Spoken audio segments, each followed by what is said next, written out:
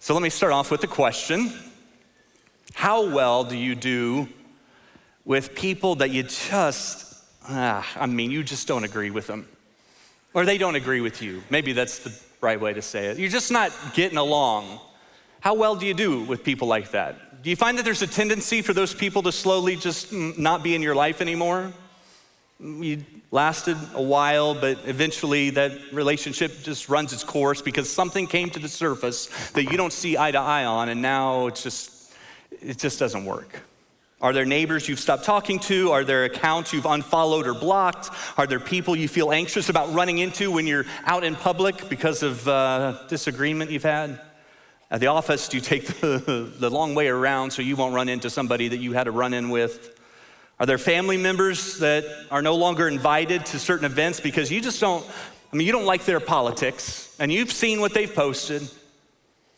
Are there some relatives, at least, that you don't want to sit next to? Do you have kids that have cut you off, or parents you've stopped speaking to, small groups you've left because you discovered that there was something that they believed that you didn't believe and it was just too much?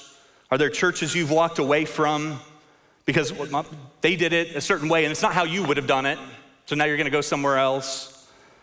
What about disagreements in your life? They have a tendency to lead to division. And look, sometimes they're big things. And sometimes they're small things, and sometimes they're small things that become big things. My wife and I, for the last 30 years, have had a significant disagreement when it comes to the appropriate temperature of the thermostat in our house.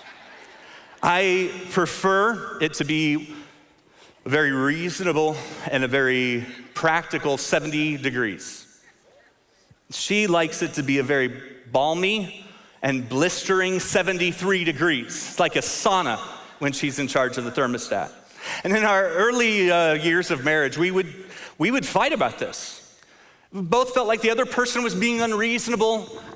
The other person was being selfish. Why can't you sacrifice for me? And she'd turn it up to 73. I'd complain. And she'd say, you take off some clothes. You have on too many layers. Take off a layer. And I'd turn it down to 70. And then she would complain about being too cold. And I'd be like, put some clothes on, add another layer, add another layer. You know something is wrong in your marriage when as a young husband, you're so intent on having it your way that you're asking your wife to add layers of clothing. But that's where we were. That's where we were. And so over the years, we got more passive aggressive with it. Stopped fighting, but half a dozen times throughout the day, I'm turning it down and she's turning it up, and I'm turning it down and she's turning it up, and she puts it at 73, I put it at 70, 73, 70, 73, 70, and just constantly going back and forth. And then a few years ago, I read a book, The Art of the Deal, and I realized my strategy was off. And I started turning the thermostat down to 67 degrees. And then she turned it up to 73, and I turned it down to 67, and she turned it up to 73, I turned it down to 67, and eventually I'm like, can we just compromise? Can we just meet in the middle at 70? Now I'm the reasonable one. She reluctantly agrees until hearing this message, and when I go home today, I can tell you that thermostat's gonna be at 76. Like, two can play at that game.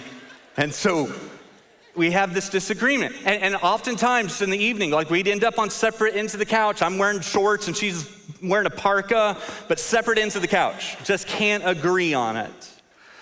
And that happens in life.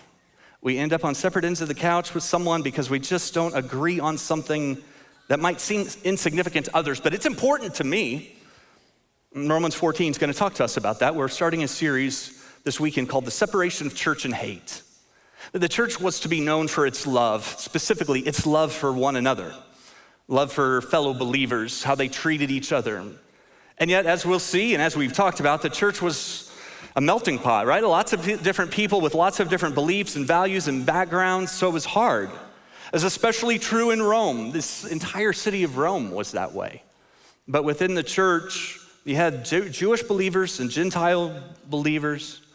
And Paul had heard some about their disagreements and how those disagreements, they were leading to disconnection, to division within the church. And he wants to put a stop to it because he knows that those disagreements will destroy unity. And when there's not unity, then they can't fulfill the mission This is why Jesus prayed for unity in the church in John 17. For the church to fulfill its mission, it must be united.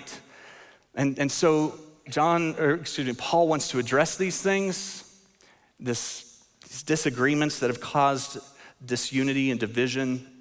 These believers have found themselves on opposite ends of the couch, right? The Jewish believers had all kinds of traditions, centuries of traditions that they attached to their faith. And these things were important to them. Generation after generation had followed these traditions as part of their faith, and now they want to carry it into the church. But the Gentile believers who are a part of this church, they don't really get it.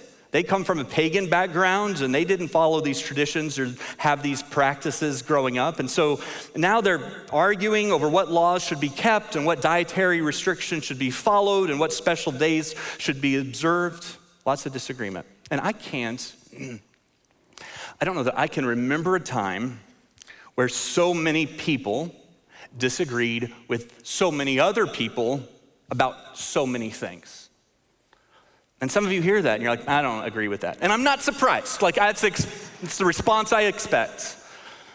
Like, we don't agree on anything, it seems, these days, and we can't agree on our disagreeableness. And it was a problem in Rome, and it can be a problem in the house of God, and it can be a problem in my house and your house, where disagreements become things that divide us. So how do we handle disagreements? How do we stay united and connected when we just don't get along, where everything seems to become an issue?